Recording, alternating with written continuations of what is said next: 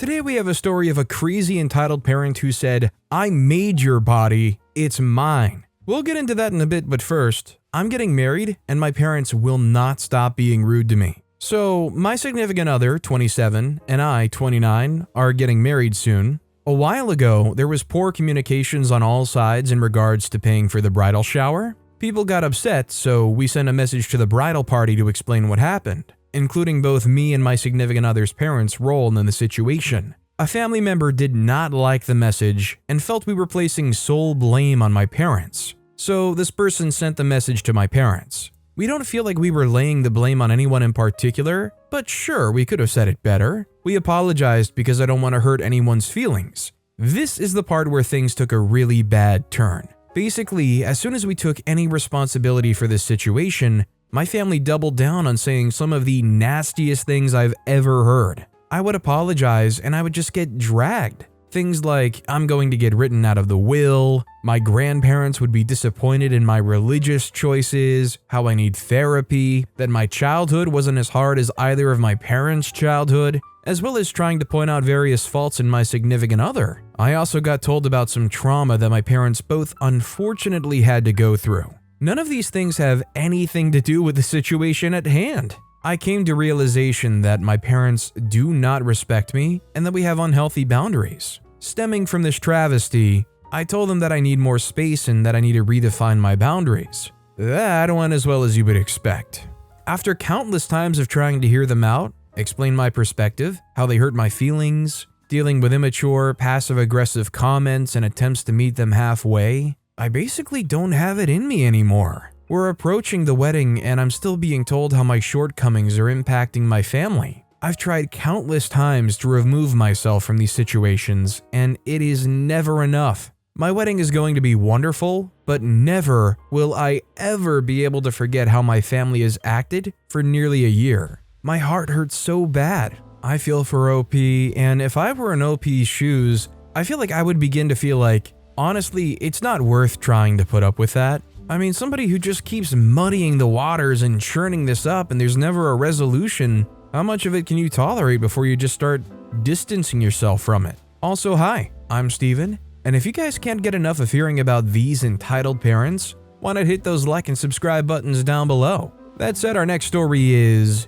I'm tired of hiding in my relationship of 10 months. Me and my girlfriend, let's call her Jessie, have been together for 10 months. Just for reference, she's just 12 hours younger than me. Her parents are divorced and live in different countries. Her mother doesn't let her have a relationship until she's financially independent. Jessie's now a university student and needs some basic financial support in order to make ends meet and also have time to study and graduate. We've been together for 10 months, but her mother found out some time ago. Then Jessie had a fight with her, and she threatened to force her to go abroad to live with her, just to be away from me. Her mother hasn't really met me, she's only seen me one time when she was in her car, and I didn't even notice her, so she complained that I ignored her. Now the problem is that I can't do this anymore. I can't go to Jessie's place hiding from all the neighbors and stuff. It's just exhausting. In 2 months we'll have our first anniversary and we still can't be officially together at the same place. We're always hiding from everyone that her mother may know who may contact her and tell her about me and Jessie. I can't hold her hand in public, I can't kiss her in public, I always behave like a friend when we're outside so people don't notice.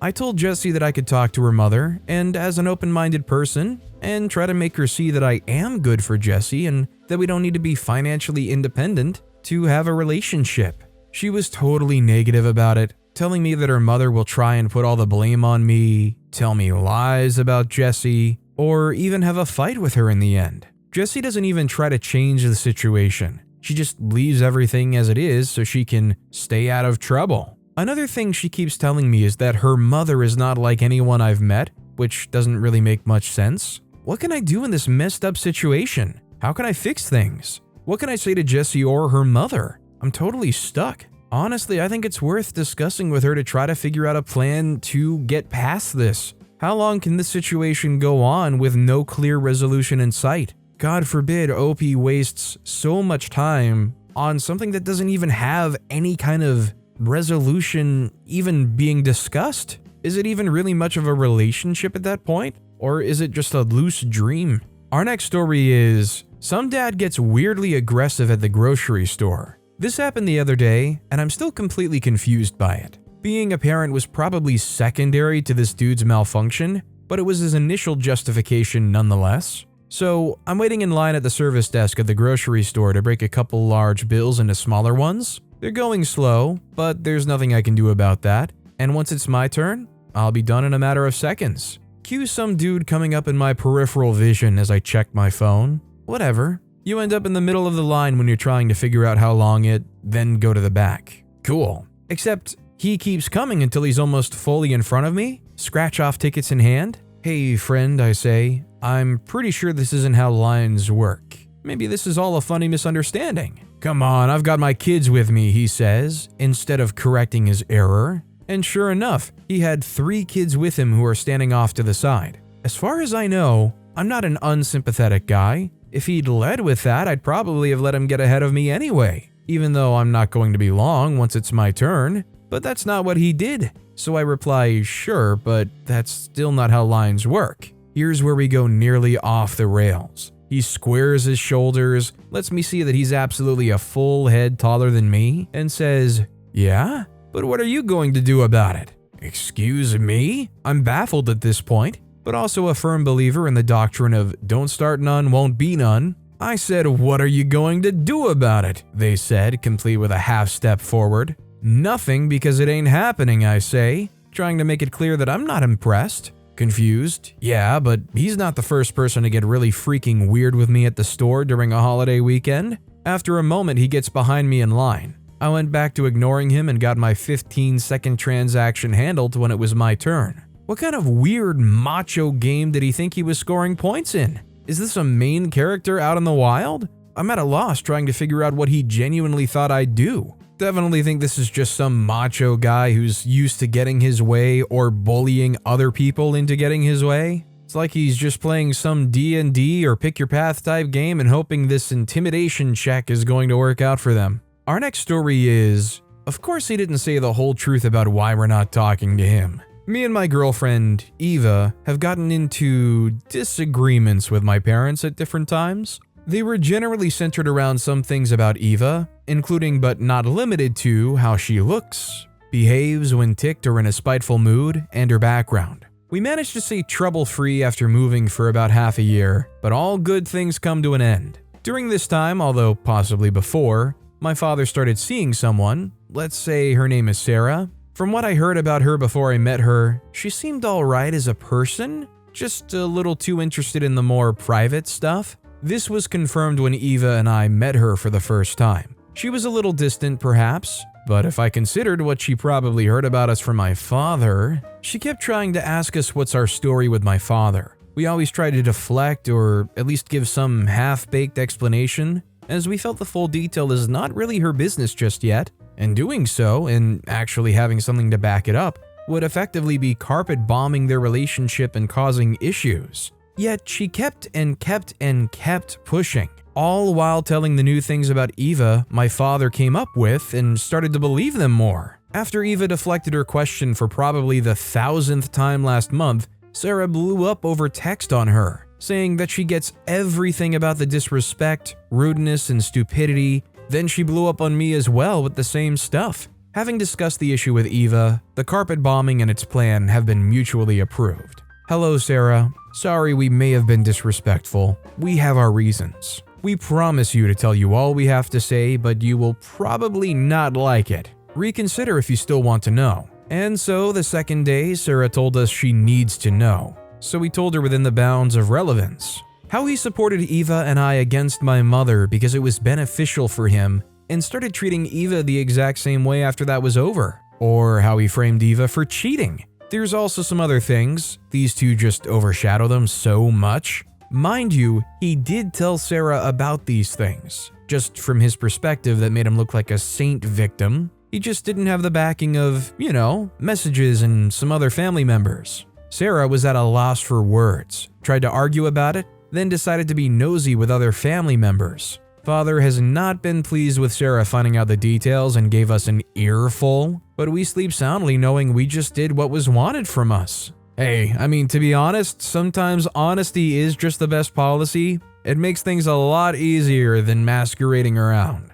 even if it hurts some people or messes some relationships up a bit. Our next story is just steal someone else's coat. The middle school me and my siblings went to had a problem with theft, and a big part of that was these stupid freaking hooks outside the classroom doors. Basically, they wouldn't let anyone bring their coats or their backpacks into class, so you either had to run to your locker every period, or you had to hang your stuff up on the hooks outside the classroom. If your stuff got stolen, then, well, you should have put it in your locker. They also didn't want to monitor the cameras because in a horde of children, it was hard to spot the thief. So they wouldn't let you look at the camera footage unless you got a cop involved. And kids stealing school supplies isn't exactly a high priority crime. Mom got sick of buying us stuff that would inevitably get stolen, so she started putting names on everything. She found this place that would print names on pencils and stuff, and it wasn't just paint, it would be carved into the thing. And Mom got us each our favorite color, so there was no mistaking it, and our names are long. Mine has 23 letters in it, so it took up most of the pencil. And the only way to get rid of it was to carve it off, but it was very obvious if a kid did that. She also took the rubber guards off of our bike handles,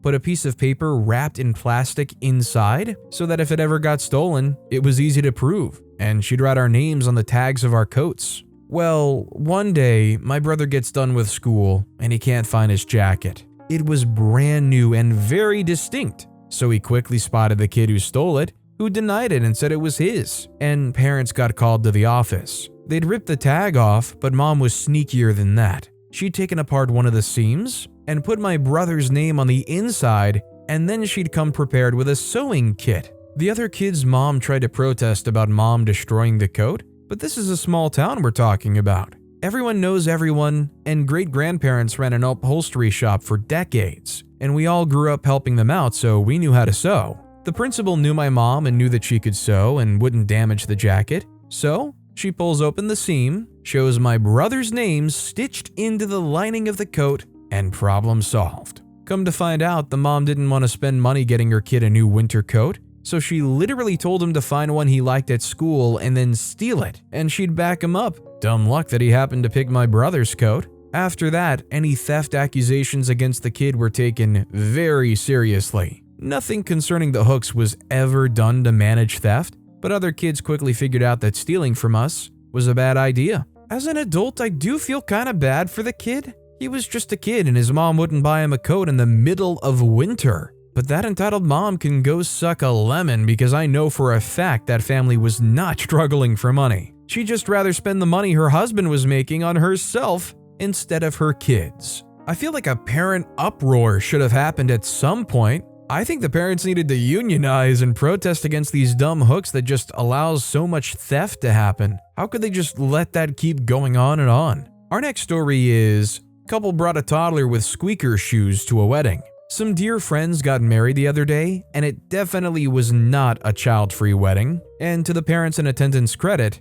the two toddlers were mostly very well behaved and as quiet as toddlers can be expected to be. Except for the god-dang shoes. The point at which it came to a climax of, how the heck did you think this was acceptable, was during the after-dinner speeches. Parents and close friends delivered beautiful speeches. When I first met Jordan, fake names used, squeak, they squeak, were squeak, in squeak, the squeak, college, squeak, kaffa, squeakteria. I just stared daggers at this couple. How on God's green earth did either of them think, ah, yes, wedding. Get the shoes with dog toy squeakers in them. People will definitely not hate us. It's just an impressive lack of awareness to do something like this. Like, how can they, as people who manage to survive 2 adults and procreate and manage to attend this wedding on time, not have the awareness to consciously think that having shoes that squeak around like that is not going to be some kind of annoyance or issue?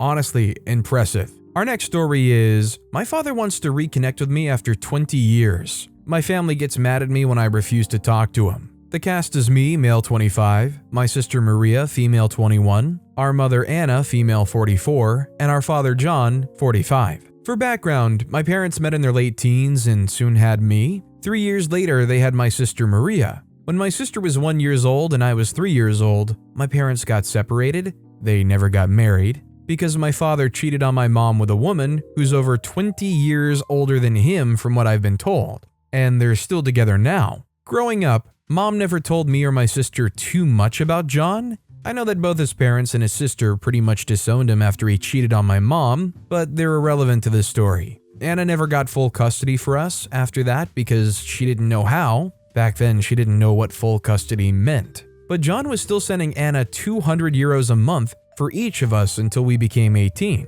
I soon moved after turning 18 to live with a friend, and in 2021 moved to another country where I currently live.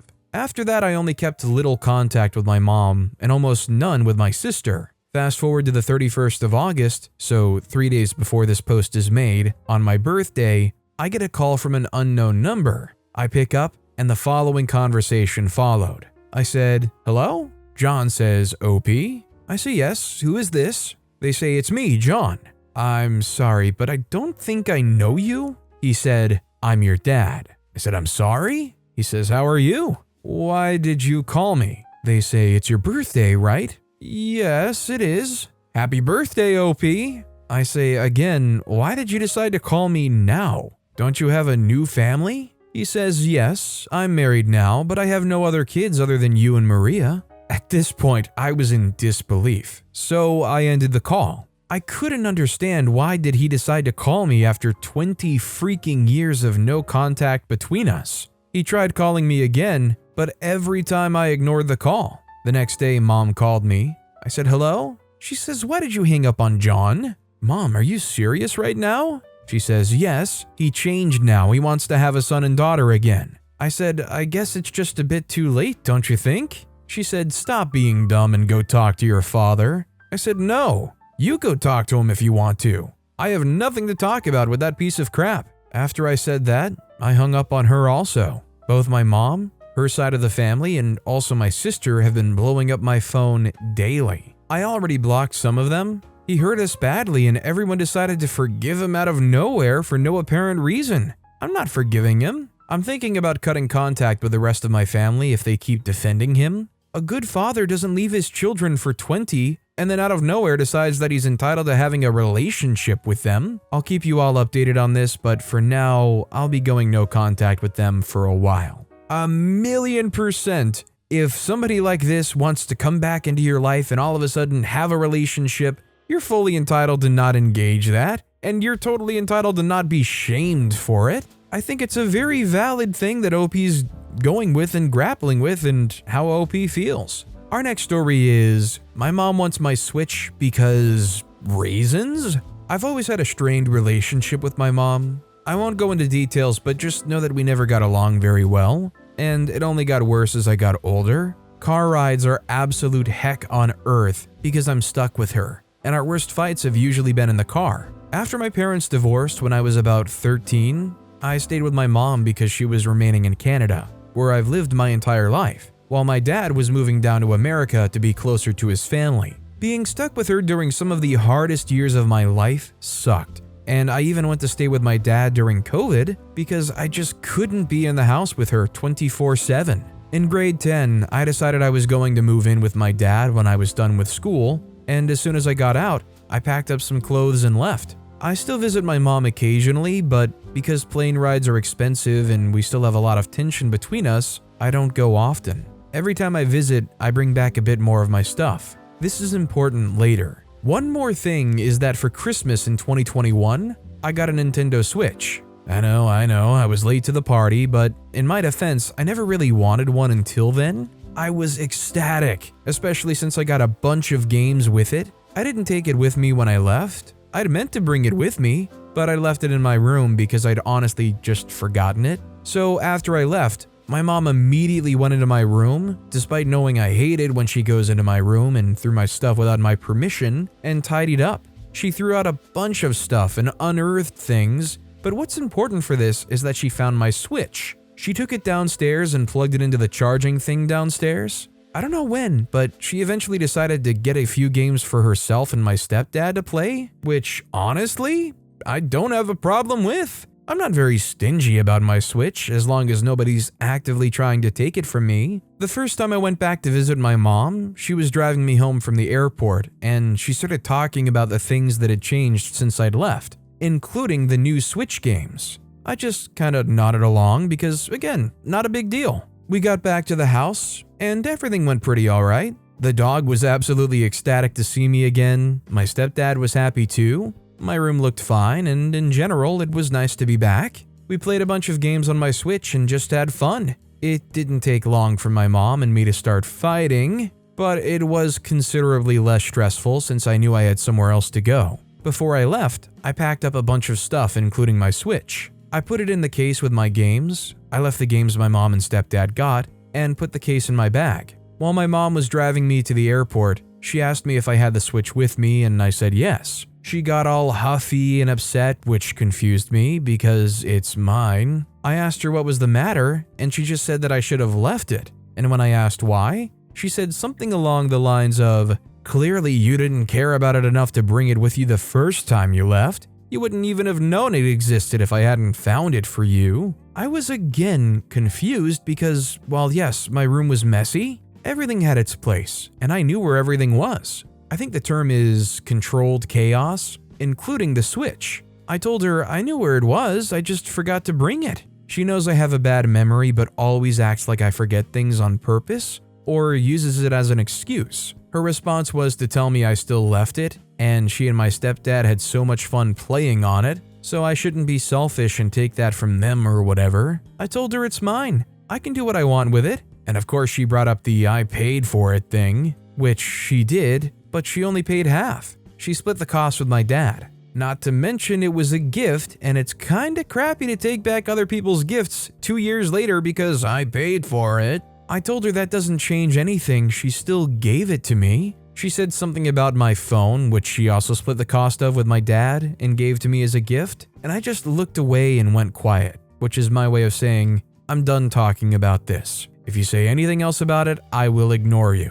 It's how I've learned to cope with her BS over the years. When an argument isn't going anywhere, it's best just to end it. I promised to bring it with me every time I visit, and that was that. We didn't speak for the rest of the car ride, which was, fortunately, not very long. I got on my plane, flew back to my dad's, and went home with my Switch, some more clothes, and a few books. We haven't brought it up since, and I'm hoping my mom's gotten over it by now. I felt true to my statement and brought it with me each time I visit. So yeah, not as crazy as some other stories on this sub, but it still weighs on my mind a lot. I have so many more stories about her, but most of them are less about entitlement and more about just treating me poorly. We've had our ups and downs, and I'm not discounting the positive experiences we've had, but God, are there some bad ones. Thanks for reading if you got this far. Unclench your jaw, drink some water, and have a nice day or night. The only thing I could understand them mildly being upset with here is the fact that the games are on OP's account. But again, that's not OP's fault. It's so low for you to be like, well, I paid for it, so give it back. 2 years after you bought it for them. Shoot, it's bad enough 2 days after you bought it for them. This next story is, my dad is being a sly jerk.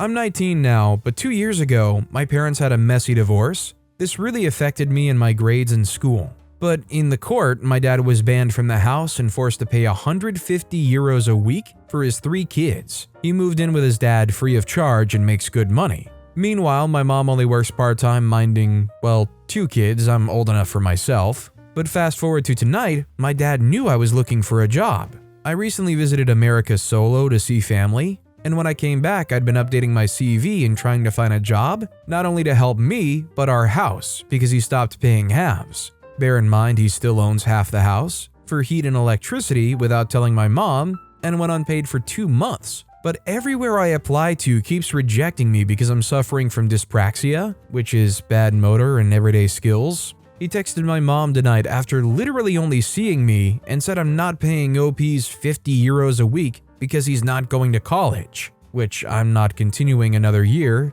This broke down into 2 one-year courses and are not optional because I'm not interested in learning about the business side of tourism, which was the next course, or because I didn't have a job, which I get, but he knows how hard I'm looking and that I keep not getting the jobs. I even got rejected by a toy store for freak's sake. This has put my mom in even more financial distress, and on top of that, he's gone on 3 holidays this year while my mom can barely afford to keep the house. And whenever she asks for him to mind his 3 kids, he's always busy. He even lies to all his friends in the pub saying he wasn't there on this night because I was minding the 3 boys because their mother was too drunk. She was at home all day, by the way. Now all of her former friends shut out this child-neglecting alcoholic who's always at the pub and doesn't even cook for her kids. By the way, my mom is an amazing cook and always makes the most delicious of dinners. I hope this makes sense if it's worded properly, sorry if not. So I don't know how it works in this area of the world as far as child support or similar things go, but it definitely seems like they're dodging any kind of responsibility. I mean, I'd like to see them get called out for it and challenged on this. Our next story is, "You're ruining my body. I made it, it's mine." So this happened 2 years ago when I got my first tattoo. I was 21 and still living with my controlling mother. She was shocked when I told her I wanted to get a tattoo, but she didn't physically stop me. I got home with my upper arm tattooed, solar system with watercolors, to find her in the living room crying. She started talking about how I ruined her body by getting that tattoo and how she made my body so it's hers. She asked if I cried while getting it. I told her I didn't because it didn't really hurt at all. She yelled at me, "Of course you cried. I cried because I knew what you were doing to my body." She calmed down after a while and even said my tattoo looked nice, but I felt really gross after all that. She also flipped out when I got my hair cut. My sisters and I were always told that she'd sue any hairstylist who dared to cut our hair, so it took me till I was 19 to finally get a short haircut, and she cried when I got my first piercing too. This woman is nuts sometimes. So when OP says sometimes, does that sometimes mean all the time? Listen, I understand entitled parents flipping out over their kids getting tattoos or piercings or even crazy hairstyles. But I don't know about hearing about entitled parents saying, "It's my body." I mean, they feel like they literally own you. At least most of the entitled parents just kind of imply it without just outright saying it. But with that being said, that's all the time we have for today. Now, if you want to hear another crazy entitled parent story, check out that video on the left. Or if you missed my latest video, check out that video on the right. That said, I'll see you all next time with some more stories.